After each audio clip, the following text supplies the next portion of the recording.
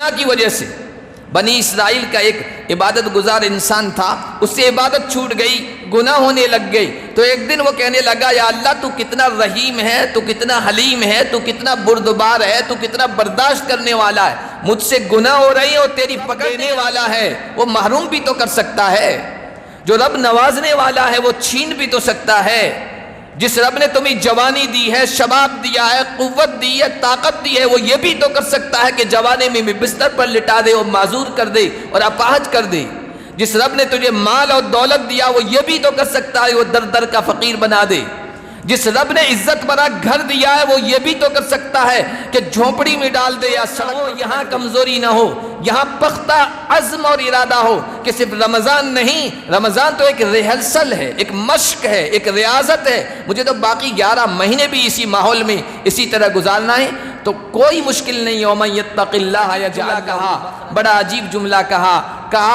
کہ بمصیبت گرفتارم بمعصیت نہ گرفتارم، اللہ کا شکر اس بات پر ادا کر رہا ہوں کہ مصیبت میں مبتلا ہوا ہوں، گناہ میں مبتلا۔ عالم نے کہا کونو ربانیین لا رمضانیین، ربانی بنو، رمضانی مت بنو۔ ربانی کا مطلب کیا؟ رب صرف رمضان میں نہیں ہے، رب تو باقی 11 مہینوں میں بھی ہے، رب والے بنو، رمضان والے مت بنو۔ بڑا عجیب جملہ کہا، من کان یعبد رمضان فإن رمضان قد ذهب وولى، جو رمضان کی عبادت کرتا تھا تو رمضان تو گیا ہاتھ سے، ختم، گزر گیا رمضان۔ اور من کان یعبد اللہ، اور جو اللہ کی عبادت کرتا تھا تو وہ جان لے کہ اللہ باقی 11 مہینے بھی باقی ہے، باقی پوری زندگی نافرمانوں کو، معصیت کرنے والوں کو کبھی یہ 2 چیزیں نہیں دیتا ہے۔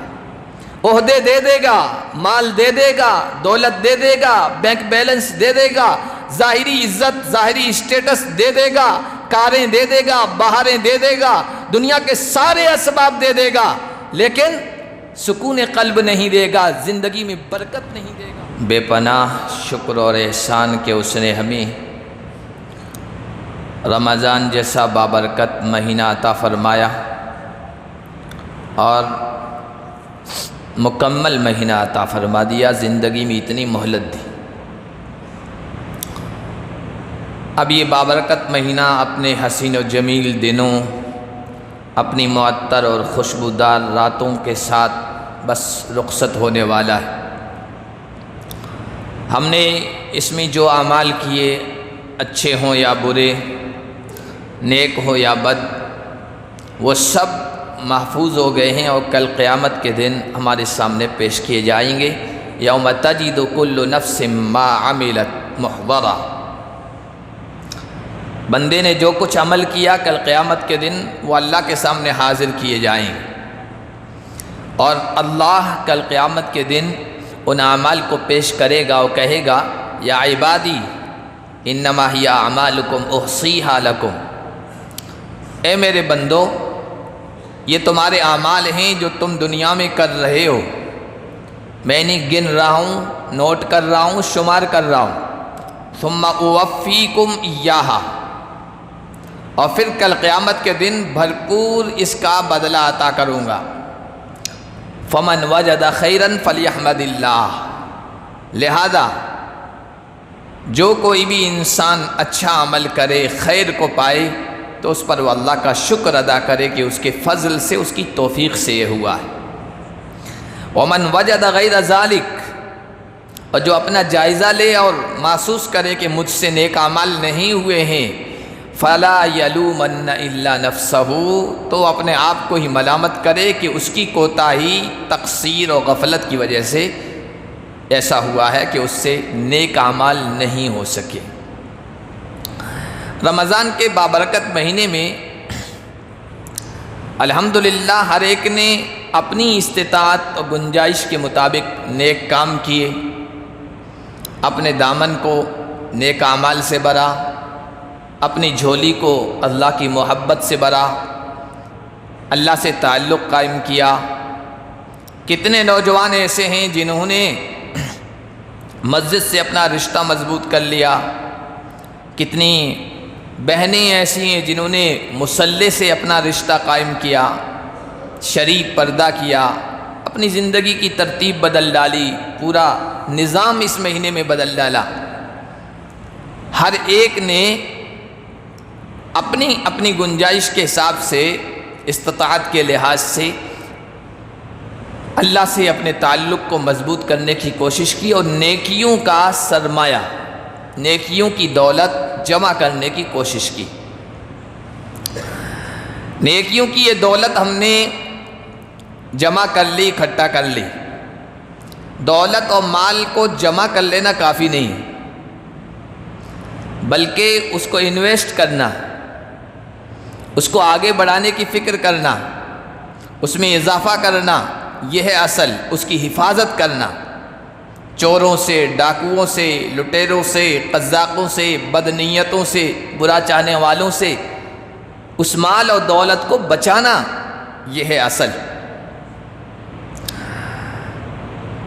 اسی لیے ہمارے اسلاف بزرگان دین دعا کیا کرتے تھے 6 مہینے اللہ رمضان کا بابرکت مہینہ عطا فرما دے۔ پھر یہ تو سیزن کا زمانہ تھا، سیزن کا مہینہ تھا، خوب مال کمایا، خوب دولت کمائی، یعنی نیکیاں کمائی، اور سیزن گزر گیا، مال اکٹھا ہو گیا۔ اب 6 مہینے دعا کیا کرتے تھے اللہ جو سرمایہ، جو سامان اکٹھا کیا ہے، اے اللہ اس کو محفوظ فرما دے، اس کو قبول فرما دے۔ اصل ہے جو سرمایہ، مال و دولت ہم نے اکٹھی کی ہے، اس کو بچا کے لے جانا، اس کو محفوظ کرنا، اس کو آگے بڑھانا، اور شیطان یہ نہیں ہونے دیتا ہے۔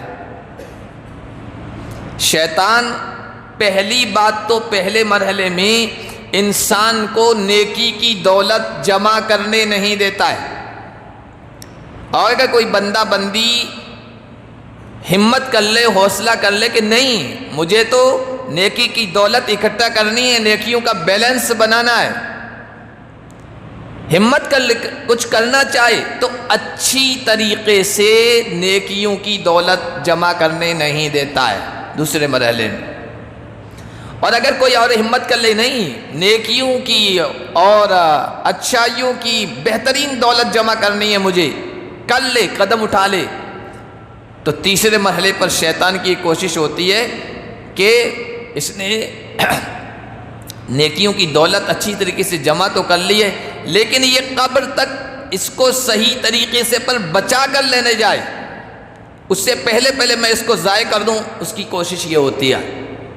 اور اس نے چیلنج کیا ہے، جب اللہ نے اس کو راندہ درگاہ کیا، بھگایا، تو اس نے کہا تھا لَآتِيَنَّهُم مِّن بَيْنِ أَيْدِيهِمْ وَمِنْ خَلْفِهِمْ وَعَنْ أَيْمَانِهِمْ وَعَنْ شَمَائِلِهِمْ وَلَا تَجِدُ أَكْثَرَهُمْ شَاكِرِينَ۔ میں ان کے آگے سے، پیچھے سے، دائیں سے، بائیں سے آؤں گا، ان کو گمراہ کرنے کی کوشش کروں گا، اور ان میں سے اکثر کو آپ پائیں گے کہ شکر گزار نہیں ہوں گے، ناقدرے ہوں گے۔ تو شیطان کی یہ کوشش ہوتی ہے کہ یہ نیکیوں کا سرمایہ اپنے ساتھ نہ لے کر جائے، بچا کے نہ جائے، محفوظ کر کے نہ جائے، اور اس میں ایک حد تک وہ کامیاب بھی رہتا ہے اگر اللہ کی توفیق شامل نہ ہو۔ اسی لیے صحیح مسلم کی روایت ہے، حضور علیہ الصلوۃ نے ارشاد فرمایا کل قیامت کے دن ایک بندہ، ایک کا بطور مثال کہہ رہے ہیں ورنہ ایسے کئی بندے ہوں گے، ایک بندہ اللہ کی بارگاہ میں حاضر ہوگا، اس کے پاس نیکیوں کا ڈھیر ہوگا، ذخیرہ ہوگا، نیک اعمال ہوں گے، اس نے نمازیں پڑھی، صدقہ دیا، خیرات کی، زکوٰۃ نکالی، حج عمرے کیے، تسبیحات پڑھی، اوراد و وظائف کی پابندی کی، قرآن کی تلاوت کی، سجدے کیے، غریبوں کی مدد کی، بیواؤں کا تعاون کیا، یتیموں کے سر پر دست شفقت پھیرا، یہ ساری نیکیوں کا ڈھیر لے کر وہ اللہ کی بارگاہ میں حاضر ہوگا، لیکن اس حال میں حاضر ہوگا کہ کسی کو گالی دی ہوگی، کسی کو برا بھلا کہا ہوگا، کسی کا مال دبا کے بیٹھا ہوگا، کسی کی عزت و آبرو خراب کی ہوگی،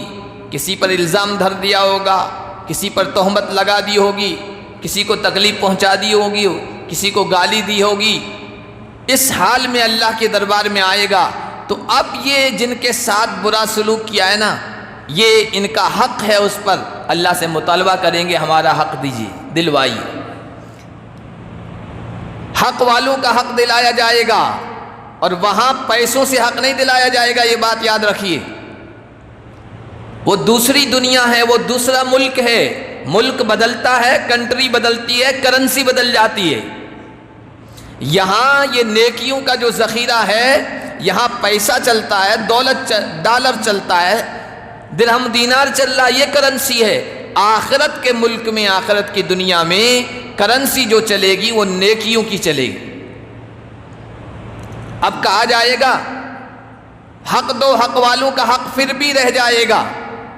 حق کیا دیا جائے گا؟ نیکیاں لے لو، ساری نیکیاں ختم۔ یہ شیطان کا حملہ تھا، یہ شیطان نے نیکیوں کا سرمایہ برباد کیا اس طریقے سے، اس کی ساری نیکیاں ختم۔ حق والوں کا حق پھر بھی باقی رہے گا، وہ مطالبہ کریں گے پروردگار ہمارا تو حق چاہیے، تو اللہ کہے گا فرشتوں سے کہ ان حق والوں کے جو گناہ ہیں، جو ان کی خطائیں ہیں، وہ لے کے اس پہ ڈال دو، اور پھر یہ گناہوں کا بوجھ لے کر جہنم میں ڈال دیا جائے گا۔ شیطان اس طریقے سے سرمایہ کو محفوظ نہیں ہونے دیتا، برباد کروا دیتا ہے۔ تو ہمیں کوشش یہ ہونی چاہیے کہ رمضان میں جو نیکیوں کا سرمایہ، جو دولت ہم نے اکٹھا کی، وہ ہماری محفوظ رہے، قبر تک ہم اس کو محفوظ کر کے لے کے جائیں، اس کے لیے کوشش ہونی چاہیے۔ اس کے لیے کیا کرنا ہوگا؟ تو قرآن نے ہمارے سامنے نمونہ رکھا ہے۔ ایک اللہ کا بندہ تھا جس کے پاس نیکیوں کا سرمایہ تھا، جس کے پاس تقوی کی دولت تھی، جس کے پاس اللہ کی خوف کا بیلنس تھا، اللہ کا ڈر تھا، جس کے پاس عفت و پاک دامنی کی نیکی تھی۔ اس پر جب شیطان نے اس سرمایہ کو لوٹنا چاہا، سلب کرنا چاہا، چھیننا چاہا، تو اس اللہ کے بندے نے 3 ترکیبیں استعمال کی۔ وہ 3 ترکیبیں ہم استعمال کریں گے تو ہم بھی اپنے سرمایہ کو شیطان سے بچا لے کر چلے آئیں گے، محفوظ ہو جائے گا۔ سب سے پہلی ترکیب، جب شیطان نے اس بندے پر حملہ کرنا چاہا، لوٹنا چاہا، نیکیوں کی دولت برباد کرنی چاہی، تو اللہ کے اس بندے نے سب سے پہلے اللہ کی نعمتوں کا استحضار کیا، اللہ کی نعمتوں کو دھیان میں لے آیا۔ انہ ربی احسن مثوای، وہ اللہ کا نیک بندہ کوئی اور نہیں تھا، پیغمبر حضرت یوسف علیہ السلام۔ جب گناہ میں شیطان نے مبتلا کر کے ان کی نیکیوں کو برباد کرنا چاہا، تو سب سے پہلا جملہ ان کی زبان پر آیا، انہ ربی، وہ میرا رب ہے، اس نے مجھے اچھا ٹھکانہ دیا، اس نے مجھ پر نعمتیں کی، اس نے مجھے عزتوں سے نوازا، میرے ساتھ اکرام کا معاملہ کیا، وہ میرا رب ہے۔ رب کسے کہتے ہیں؟ رب پالنے والا، رب وہ جو کمزوروں کو طاقتور بنا دے، رب وہ جو ناتوانوں کو توانا کر دے، رب وہ جو عزیزوں کو، جو ذلیلوں کو عزت سے نواز دے، رب وہ ہے جو فقیروں کو غنی اور مالدار کر دے۔ انہ ربی، وہ مجھے نوازنے والا ہے، اس کا کرم ہے، اس کی مہربانی ہے، اس کا احسان ہے، اس کی مجھ پر نعمتیں ہیں، میں اس کی نافرمانی نہیں کر سکتا۔ انہ ربی احسن مثوای، اگر میں نے اس کی نافرمانی کر دی تو کہیں ایسا نہ ہو کہ نعمتوں سے محروم کر دیا جاؤں۔ اور یاد رکھیے، اگر اللہ کی نافرمانی ہوتی ہے، اللہ کی معصیت ہوتی ہے، اللہ کے حکموں کی خلاف ورزی ہوتی ہے، ہم جو گناہ کرتے ہیں اس کا اثر ضرور ہوتا ہے، اس کا ریئیکشن ضرور ہوتا ہے۔ یا تو جس وقت ہم گناہ کر رہے ہیں، ہو سکتا ہے اللہ اسی وقت نعمت سے محروم کر دے، اسی وقت نعمت سے محروم کر دے، نعمت کو چھین لے۔ اللہ کی قدرت میں ہے، اللہ ایسا کر سکتا ہے۔ اس گناہ کا اثر یا تو اسی وقت ہوگا، یا کل ہوگا، یا زندگی کے آخری مرحلے میں ہوگا، لیکن گناہ کا ریئیکشن ضرور ہوگا۔ دیکھتے نہیں، مرد اور عورتیں، شوہر بیوی ہیں، زندگی اچھی گزری، نوجوانی میں کوئی گناہ کیا ہوگا، بڑھاپے میں اس کی سزا بھگت رہے ہیں، آپس میں نہیں بن رہی۔ گناہ کا ریئیکشن ہوتا ہے، اولاد نافرمان ہو جاتی ہے، بیوی نافرمان ہو جاتی ہے، گھر والے نافرمان ہو جاتے ہیں، ہم سمجھتے ہیں فلاں کی وجہ سے ہو رہا ہے، فلاں کی وجہ سے ہو رہا ہے، فلاں چیز کی وجہ سے ہو رہا ہے، لیکن اس طرف کبھی توجہ نہیں جاتی ہے کہ مجھ سے اللہ کی نافرمانی ہوگی ہے جس کی وجہ سے میرے ساتھ یہ حالات پیش آ رہے ہیں، یہ میرے گناہوں کا ریئیکشن ہے۔ گناہ کی وجہ سے اللہ نعمتوں سے محروم کر دیتا ہے، پہلے تو مادی نعمتوں سے محروم، روحانی نعمتوں سے۔ روحانی نعمت کیا؟ پہلا نماز پڑھ رہا تھا، نماز سے محروم کر دیا، قرآن کی تلاوت کی توفیق مل رہی تھی، اس سے محروم کر دیا، اللہ کے تعلق سے محروم کر دیا، نیکیوں سے محروم کر دیا۔ یہ روحانی نعمتیں چھن رہی ہے گناہ کی وجہ سے۔ بنی اسرائیل کا ایک عبادت گزار انسان تھا، اس سے عبادت چھوٹ گئی، گناہ ہونے لگ گئی، تو ایک دن وہ کہنے لگا یا اللہ تو کتنا رحیم ہے، تو کتنا حلیم ہے، تو کتنا بردبار ہے، تو کتنا برداشت کرنے والا ہے، مجھ سے گناہ ہو رہی ہے اور تیری پکڑ نہیں آ رہی ہے، تیرے عذاب اور تیری گرفت نہیں آ رہی ہے، تو کتنا حلیم برداشت کرنے والا ہے۔ اللہ نے اس کے دل میں بات ڈالی، صدا لگائی کہ میرے بندے تیرے گناہوں کا ریئیکشن ہو گیا ہے اور میں نے تجھے اپنی نعمتوں سے محروم کر دیا ہے، لیکن تجھے احساس نہیں ہو رہا ہے۔ کیا رات کو تو کھڑا ہوتا تھا میرے سامنے، اس سے میں نے تجھے محروم نہیں کر دیا ہے؟ کیا تہجد سے میں نے تجھے محروم نہیں کر دیا ہے؟ کیا سجدوں کی لذت سے میں نے تجھے محروم نہیں کر دیا ہے؟ کیا اوراد و تسبیحات کے کیف سے اور مستی سے میں نے تجھے محروم نہیں کر دیا ہے؟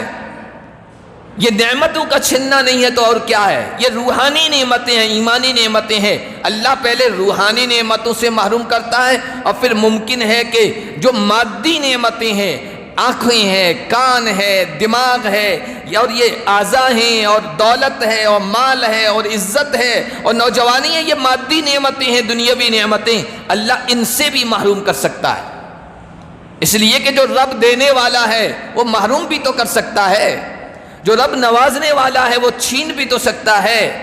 جس رب نے تمہیں جوانی دی ہے، شباب دیا ہے، قوت دی ہے، طاقت دی ہے، وہ یہ بھی تو کر سکتا ہے کہ جوانے میں بستر پر لٹا دے اور معذور کر دے اور اپاہج کر دے۔ جس رب نے تجھے مال اور دولت دیا وہ یہ بھی تو کر سکتا ہے وہ در در کا فقیر بنا دے۔ جس رب نے عزت بھرا گھر دیا ہے وہ یہ بھی تو کر سکتا ہے کہ جھونپڑی میں ڈال دے یا سڑک پر پٹک دے۔ جس رب نے آپ کو سب کچھ دیا ہے وہ ان سب چیزوں سے محروم بھی کر سکتا ہے۔ تو رب کی نافرمانی سے، گناہوں سے پہلے روحانی ایمانی نعمتیں چھنتی ہے، اور پھر اس کے بعد مادی نعمتیں بھی اللہ چھین لیتا ہے۔ بہت ساری ایسی چیزیں ہیں، زندگی میں الجھنیں ہیں، پریشانیاں ہیں، ہماری زندگی میں پیش آ رہی ہیں، وہ گناہوں کا ریئیکشن ہے، وہ اللہ کی معصیت و نافرمانی کا ریئیکشن ہے، لیکن ہمیں احساس نہیں ہوتا۔ ہم دوسری چیزوں کی طرف دیکھ رہے ہوتے ہیں، فلاں نے کچھ کر دیا، فلاں نے کچھ کر دیا، نظر لگ گئی اور فلاں چیز کی وجہ سے ایسا ہو گیا، گناہ کی طرف نظر ہماری نہیں جاتی۔ گناہ کی طرف ہم نے اپنے گھر کی چھت پر گناہوں کی چھتری لگا دی ہے، اور وہ اللہ کی طرف سے غضب و غصے کو بلا رہی ہے، اور اس کی وجہ سے ساری محرومیاں ہیں، لیکن ہم دوسروں کو دوش دے رہے ہوتے ہیں، دوسری چیزوں کی طرف توجہ کر رہے ہوتے ہیں۔ اللہ کے نیک بندوں کا تو یہ احساس ہوتا ہے، اگر گھر کے اندر کوئی چیز ایسی لگتی ہے نا کہ انسان کے، اللہ کے بندوں کے مزاج کے خلاف ہو جائے، تو وہ یہ احساس کرنے لگتے ہیں کہ کوئی نہ کوئی مجھ سے گناہ ہوا ہے، اللہ کی نافرمانی ہوئی جس کی وجہ سے یہ ہو رہا ہے۔ بشر حافظ رحمۃ اللہ اللہ کے ولی گزرے، بڑے اللہ کے پہنچے ہوئے ولی۔ وہ ایک مرتبہ بکری دونے بیٹھے، بکری دو رہے تھے، بکری نے ٹانگ ماری، تو ان کی زبان پر جملہ آیا کہ ضرور آج میری زندگی میں کچھ نہ کچھ اللہ کی نافرمانی ہوئی ہے جس کی وجہ سے بکری بھی مجھے اذیت دے رہی ہے، تکلیف پہنچا رہی ہے اور نافرمانی کر رہی ہے۔ کبھی ہم یہ سوچتے ہیں، ادھر ہماری نگاہ جاتی ہے، بیٹا نافرمان ہو گیا ہے، بیٹے کو کہتے بیٹا نافرمان ہو گیا، اپنی طرف توجہ جاتی ہے کہ ہو سکتا ہے میری زندگی میں کوئی ایسا گناہ ہو گیا جس کی وجہ سے بیٹا نافرمان ہو گیا۔ باپ کا موڈ بدلا ہوا ہے، بیٹا یہ کیوں نہیں سوچتا ہے کہ مجھ سے کچھ نہ کچھ غلطی ہوئی، اللہ کی نافرمانی ہوئی جس کی وجہ سے باپ کا موڈ بدلا ہوا ہے، شوہر کا موڈ بدلا ہوا ہے، بیوی کا مزاج بدلا ہوا ہے۔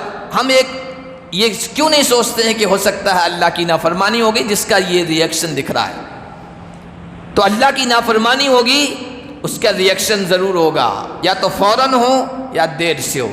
اس لیے اللہ کا نیک بندہ جب گناہوں کے ماحول میں پھنستا ہے یا دیکھتا ہے تو سب سے پہلی چیز یہ کرتا ہے اللہ کی نعمتوں کا استحضار.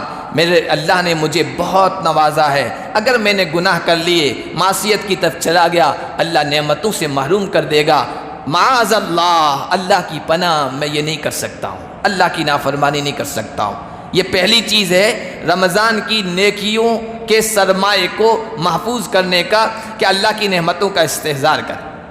دوسری چیز، اگر آپ کو اپنی نیکیوں کی دولت کو محفوظ رکھنا ہے، باقی رکھنا ہے، قبر تک اور حشر تک لے جانا ہے، اور آپ یہ سمجھے کہ میرے قبر میں بھی یہ نیکیاں کام آئیں، رمضان کی دولت کام آئے اور حشر کے میدان میں بھی کام آئے اور جنت کے اندر مجھے انٹری کرا دے، داخلہ دلوا دے، تو پھر اس کے لیے کرنا ہوگا ماحول بدلنا ہوگا، کمپنی بدلنی ہوگی، دوستی بدلنی ہوگی، رفاقت بدلنی ہوگی. ماحول کا اپنا اثر ہوتا ہے، کمپنی کا اپنا اثر ہوتا ہے، دوستی کا اپنا اثر ہوتا ہے. اچھا ماحول ہوگا، اچھے اثرات پڑیں گے، برا ماحول ہوگا، برے اثرات پڑیں گے. اچھی سنگت ہوگی، اچھے اعمال آئیں گے، بری سنگت ہوگی، برے اعمال انسان اختیار کرے گا. یہ ہو ہی نہیں سکتا کہ اچھے ماحول میں رہے اور وہ گناہ کر لے، اور یہ بھی نہیں ہو سکتا کہ برے ماحول میں رہے وہ کہے کہ میں اس برائی سے متاثر نہیں ہو سکتا. دوست میرے برے ہوں گے، یار برے ہوں گے، لیکن میں برا نہیں ہو سکتا، میں برائی نہیں کر سکتا. نہیں ہو سکتا ہے. برائی برائی کو کھینچتی ہے، نیکی نیکی کو کھینچتی ہے. ہر صحبت کا اپنا اپنا اثر ہوتا ہے، اپنی اپنی تاثیر ہوتی ہے. ماحول بدلیے. ماحول کے اثرات ہوتے ہیں. دیکھیے آپ رمضان کا ماحول، یہ رمضان کا ماحول نیکیوں والا، یہ حسنات والا. اس ماحول میں ماحول ملا نا ہم کو، تو ماحول میں کیا دیکھیے، جو 5 وقتہ نماز نہیں پڑھ سکتا تھا 20 رکعت نماز پڑھ رہا ہے، اللہ کے سامنے کھڑا ہو رہا ہے، ایک ایک پارہ سن رہا ہے کھڑے ہو کر، تہجد میں اٹھ رہا ہے. ماحول ملا، اس کے اثرات پڑے. ایک نماز نہ پڑھنے والا بندہ 5 نمازیں بھی پڑھ رہا ہے، آگے پیچھے کی سنن و نوافل بھی پڑھ رہا ہے، پہلی صف میں بھی آ رہا ہے، جماعت کے ساتھ بھی نماز ادا کر رہا ہے، مسجد میں حاضر ہو رہا ہے. ماحول کا اثر ہے،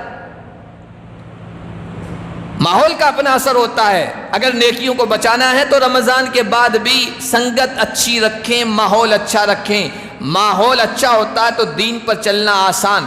دین مشکل نہیں ہے، مشکل ماحول بناتا ہے. اچھا ماحول مل گیا تو دین کے ہر حکم پر چلنا آسان ہے. اب بری سنگت مل گئی تو دین کے معمولی سے معمولی حکم پر چلنا بہت گراں گزرتا ہے، بہت مشکل لگتا ہے. اگر اچھا ماحول مل گیا ہے تو اچھے ماحول میں اس کے اثرات ہوں گے. برے ماحول میں بے نمازی دوستوں کا ماحول ہے تو نماز پڑھنا مشکل. بے روزے داروں کا ماحول ہے تو روزہ رکھنا مشکل. بے تلاوت کرنے والوں کا ماحول ہے، تلاوت چھوڑنے والوں کا تو قرآن کا ایک پارہ کیا کہ ایک رکوع پڑھنا مشکل. اور اگر اچھی سنگت ہے، اچھے دوست ہیں تو پھر وہاں نیکی کو چھوڑنا مشکل. نمازی دوست ہیں تو وہاں نماز چھوڑنا مشکل ہو جائے گا. تلاوت کرنے والے دوست ہیں تو پھر وہاں قرآن کی تلاوت چھوڑنا مشکل ہو جائے گا. ماحول کو بدلیے. وَاسْتَبَقَ الْبَابَ، حضرت یوسف نے کیا کیا؟ گناہ والا ماحول پیدا ہوا وہاں. وَاسْتَبَقَ الْبَابَ، ماحول کو چھوڑنے کی کوشش کی. ظاہر میں یہ لگ رہا تھا کہ بہت مشکل معاملہ ہے، گناہ سے بچ نہیں پاؤں گا، دروازے بند ہیں، کھڑکیاں بند ہیں، راستے بند ہیں. اللہ کے اس نیک بندے نے اپنے نیکیوں کے سرمایے کو بچانے کے لیے اس ماحول کو چھوڑ دیا اور دوڑ لگائی ماحول کو چھوڑنے کے لیے. بظاہر تو مشکل لگ رہا تھا لیکن اللہ کے لیے کچھ مشکل نہیں. بند دروازے کھلتے چلے گئے، بند گلیاں کھلتی چلی گئی، سب اس گناہ سے بچنا آسان ہو گیا. اللہ کے ہر نیک بندے کے لیے یہ معاملہ ہے. کذالک نجزی المحسنین، اللہ حضرت یوسف کے واقعے میں کہہ رہے ہیں ہم جس طرح یوسف کو بچا لیا ہے، ہر نیک کام کرنے والے کو ہم اسی طرح بچایا کریں گے، بچایا کرتے ہیں. اپنی ہی ممکن بھر آپ کوشش کر لیجئے. اصل یہ کہ ہمارے دل میں چور ہے، دل میں چور ایسا ہے کہ رمضان کے پہلے دن سے یہی نیت ہوتی ہے کہ بس رمضان میں یہ سب نیکیاں کرنی ہے، اس کے بعد ختم. تو بعد میں بھی اللہ کی توفیق نہیں ملتی ہے. یہاں چور نہ ہو، یہاں کمزوری نہ ہو، یہاں پختہ عزم اور ارادہ ہو کہ صرف رمضان نہیں، رمضان تو ایک ریہرسل ہے، ایک مشق ہے، ایک ریاضت ہے، مجھے تو باقی 11 مہینے بھی اسی ماحول میں اسی طرح گزارنا ہے، تو کوئی مشکل نہیں۔ وَمَن يَتَّقِ اللَّهَ يَجْعَل لَّهُ مَخْرَجًا، جو سچی نیت کے ساتھ اللہ کا خوف کرتے ہوئے تقوی اختیار کرے گا، اللہ اس کے لیے ہر چیز آسان کر دے گا۔ دوسرا کام یہ کرنا ہے کہ ماحول اچھا بنانا۔ تیسرا کام اللہ کے سامنے دعا مانگنا۔ حضرت یوسف علیہ السلام نے وہاں گناہ سے بچ گئے، پھر ماحول ایسا بنا کہ ایسا لگ رہا تھا کہ واپس گناہوں میں ڈال دیا جاؤں گا، اللہ کے سامنے ہاتھ پھیلا دیے، کہا رب السجن احب الی مما یدعوننی الی، پروردگار یہ تو پھر گناہ کی دعوت دی جا رہی ہے، ایک مرتبہ تو بچ گیا، پھر گناہ کی دعوت دی جا رہی ہے، پروردگار اس گناہ سے تو بہتر ہے کہ مجھے آپ جیل ہی میں ڈال دیں۔ جیل پسند ہے، گناہ کرنا پسند نہیں ہے۔ ہر مومن کا تو یہی مزاج ہونا چاہیے۔ دنیا کا کچھ نقصان ہوتا ہے تو ہوتا رہ جائے، دوستی کا نقصان ہوتا ہے ہوتا رہ جائے، رشتہ داری کا نقصان ہوتا ہے ہوتا رہے، لیکن گناہ نہیں کر سکتا، معصیت نہیں کر سکتا۔ سب سے بڑا نقصان یہ، ایک اللہ والے تھے کہ شیر چیتے نے ان پر حملہ کر دیا، وہ سمندر کے کنارے پڑے ہوئے تھے، زخمی ہیں، وہ کہہ رہے اللہ تیرا شکر ہے، اللہ تیرا شکر ہے، اللہ تیرا شکر ہے۔ کہنے والوں نے کہا کہ زخمی پڑے ہو، خون رس رہا ہے، بہہ رہا ہے، اس میں کس نعمت پر شکر ادا کر رہے ہو؟ بڑا عجیب جملہ کہا، بڑا عجیب جملہ کہا کہ بمصیبت گرفتارم بمعصیت نہ گرفتارم، اللہ کا شکر اس بات پر ادا کر رہا ہوں کہ مصیبت میں مبتلا ہوا ہوں، گناہ میں مبتلا نہیں ہوا ہوں، گناہ میں مبتلا نہیں ہوا ہوں، مصیبت میں مبتلا ہوا ہوں، تکلیف میں مبتلا ہوا ہوں، اس پر میں اللہ کا شکر ادا کر رہا ہوں۔ تو گناہوں سے بچنے کے لیے پروردگار سے دعا کی، پروردگار جیل ہی جانا پسندیدہ ہے، گناہ، زناکاری، بدکاری یہ مجھے نہیں پسند ہے، یہی بہتر ہے، یہ دعا کی، اللہ نے آسان کر دیا۔ تو اللہ سے دعا کریں۔ تیسری چیز، اے اللہ شیطان پیچھے پڑا ہوا ہے، نفس پیچھے پڑا ہوا ہے، رمضان میں نیکیوں کا سرمایہ، دولت، بینک بیلنس نیکیوں کا بہت جمع کیا ہے، میں تو کمزور ہوں، عاجز بندہ ہوں، مجھ سے اس کی حفاظت نہیں ہو سکے گی، تو توفیق عطا فرما کے رمضان کے بعد ان نیکیوں کے سرمایوں کو میں محفوظ رکھ سکوں اور اتنی حفاظت کر سکوں کہ قبر تک میرے ساتھ جائے اور حشر کے میدان میں میرے کام آئے اور جنت میں میرا داخلہ ہو سکے ان نیکیوں کی وجہ سے۔ اس طرح مجھے نیکیوں کی حفاظت کی توفیق عطا فرما۔ دعا کریں گے اللہ تعالیٰ سے، اللہ آسان کر دے گا۔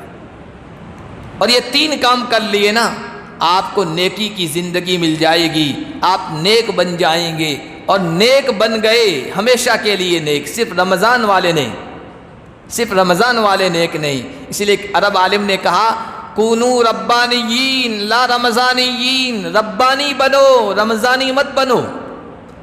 ربانی کا مطلب کیا؟ رب صرف رمضان میں نہیں ہے، رب تو باقی 11 مہینوں میں بھی ہے، رب والے بنو رمضان والے مت بنو۔ بڑا عجیب جملہ کہا، من کان یعبد رمضان فإن رمضان قد ذهب وولى، جو رمضان کی عبادت کرتا تھا تو رمضان تو گیا ہاتھ سے، ختم، گزر گیا رمضان۔ اور من کان یعبد اللہ، اور جو اللہ کی عبادت کرتا تھا تو وہ جان لے کہ اللہ باقی 11 مہینے بھی باقی ہے، باقی پوری زندگی بھی باقی ہے، ہمیشہ باقی ہے۔ جو رب کی عبادت کرتا تھا وہ تو باقی 11 مہینے بھی رب کی عبادت کرے گا، جو رمضان کی عبادت کرتا تھا تو رمضان تو چلا گیا۔ اگر نیکی کی زندگی بسر کر لی، اس نیکیوں کو محفوظ کر لیا، تو اللہ تبارک و تعالیٰ کے پیارے بن جائیں گے، اور اللہ کے پیارے بن گئے، اللہ اپنے پیاروں کو 2 چیزوں سے کبھی محروم نہیں کرتا ہے۔ اللہ اپنے پیاروں کو 2 چیزوں سے کبھی محروم نہیں کرتا ہے۔ سب سے پہلی چیز، اللہ دل کا سکون عطا فرماتا ہے۔ ظاہری زندگی میں کچھ نہ ہو لیکن دل میں وہ اطمینان، وہ سکون، وہ راحت ہوگی کہ بڑے بڑے دولت والے اور بڑے بڑے منصبوں والے رشک کریں گے، کاش یہ ہمیں مل جائے اور ہمارا سب کچھ دے دیا جائے، سکون مل جائے۔ اللہ سکون قلب دے گا، اور دوسری چیز برکت والی زندگی دے گا، برکت والی زندگی دے گا، اور اللہ اپنے مجرموں کو، نافرمانوں کو، معصیت کرنے والوں کو کبھی یہ 2 چیزیں نہیں دیتا ہے۔ عہدے دے دے گا، مال دے دے گا، دولت دے دے گا، بینک بیلنس دے دے گا، ظاہری عزت، ظاہری اسٹیٹس دے دے گا، کاریں دے دے گا، بہاریں دے دے گا، دنیا کے سارے اسباب دے دے گا، لیکن سکون قلب نہیں دے گا، زندگی میں برکت نہیں دے گا۔ سارا کچھ ہونے کے باوجود، زندگی کی رونق ہونے کے باوجود، چمک دمک ہونے کے باوجود، گلیمر کی زندگی ہونے کے باوجود، دل کے اندر کسک باقی رہے گی، نیند نہیں آتی ہے، زندگی میں سکون نہیں رہتا ہے، زندگی میں برکت نہیں رہتی ہے۔ ان دو چیزوں سے اللہ مجرموں کو محروم رکھتا ہے اور اپنے پیاروں کو کبھی محروم نہیں رکھتا ہے۔ اس لیے یہ تین چیزیں اپنا لیجئے۔ سب سے پہلی چیز اللہ کی نعمتوں کا استحضار۔ رمضان کے بعد اگر نافرمانی کی، رب تو رب ہے، صرف رمضان میں نہیں تھا، اللہ چھین سکتا ہے۔ نمبر 2، ماحول کو بدلیے، اپنے نیکیوں کا کرنا آسان ہو جائے گا۔ نمبر 3، رب سے لو لگائیے، دعا کرتے رہیے، اللہ باقی 11 مہینوں میں بھی مجھے توفیق عطا فرما دیجئے۔ اس لیے اگر آپ یہ چاہتے ہیں نا، یہ معلوم کرنا کہ رمضان کی میری عبادت، میری نیکیاں قبول ہوئی کہ یا نہیں، اس کی کیا علامت ہے، کیا نشانی ہے؟ علماء کرام نے ایک نشانی لکھی کہ آپ کی اطاعت، آپ کی عبادت، آپ کی ریاضت، آپ کی محنت اللہ کی نگاہ میں مقبول ہوئی کہ نہیں ہوئی ہے۔ اس کی علامت یہ ہے کہ الطاعۃ بعد الطاعہ، اگر آپ نے نیکی کی ہے، اس نیکی کے بعد آپ کو دوسری نیکی کرنے کا موقع مل جائے۔ رمضان میں نماز کی پابندی کی ہے، رمضان کے بعد بھی نماز کی پابندی کا موقع مل رہا ہے۔ رمضان میں تلاوت کی ہے، رمضان کے بعد بھی تلاوت نہیں چھوٹ رہی ہے۔ رمضان میں صدقہ خیرات کیا ہے، رمضان کے بعد بھی نہیں چھوٹ رہا ہے، تو یہ اس بات کی دلیل ہے، نشانی اور علامت ہے کہ اللہ نے رمضان کے سرمایے کو قبول فرما لیا ہے، رمضان کی نیکیوں کو قبول فرما لیا ہے۔ اگر رمضان کے بعد بھی نیکیاں کرتے رہیں گے نا، سب سے بڑا فائدہ یہ ہوگا، خاتمہ اچھا ہوگا۔ کون صاحب ایمان ہے جو خاتمہ اچھا نہیں چاہتا؟ دعا کریں اللہ ہم سب کا خاتمہ اچھا فرمائے۔ خاتمہ اچھا ہونے کے لیے یہ ضروری ہے کہ اطاعت میں، اللہ کی عبادت میں کنٹینیو رہیں ہم، استمرار، مداومت، ہمیشگی۔ اللہ کے نبی کا فرمان ہے اذا اراد اللہ بعبد خیرا استعملہ، اللہ جب کسی بندے کے ساتھ بھلائی کا معاملہ کرتا ہے، اللہ اسے استعملہ، کام میں لگا دیتا ہے، اس کو استعمال کرتا ہے، کام میں لگا دیتا ہے۔ صحابہ نے کہا رسول اللہ کیف استعملہ، کیسے کام میں لگاتا ہے، اس کو استعمال کیسے کرتا ہے رب؟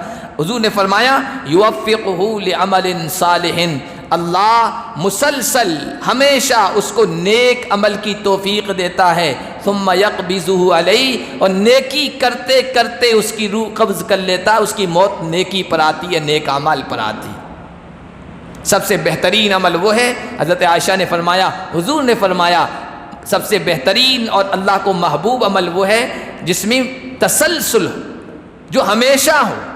ایسا نہیں رمضان بھی کیا، رمضان کے بعد چھٹی نہیں، ایسا عمل اللہ کو محبوب و مقبول نہیں ہے۔